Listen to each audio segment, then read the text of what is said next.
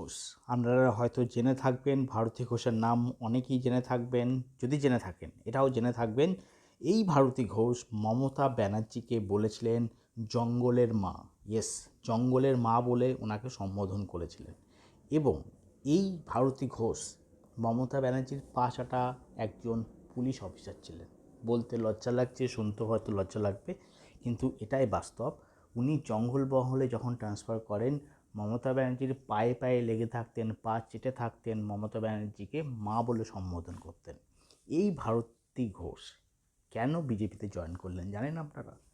ভারতী ঘোষের নামে বড়সড় একটা দুর্নীতি রয়েছে, যেটা কিনা ভারতী ঘোষ যখন সিজ করেছিলেন কিছু গয়না, টাকা সীমান্তে বা জঙ্গলমহলে কোনো বড়সড় ক্রিমিনালদের আটক করে যেসব সোনা বা গহনা বা জুয়েলারি আর ক্যাশ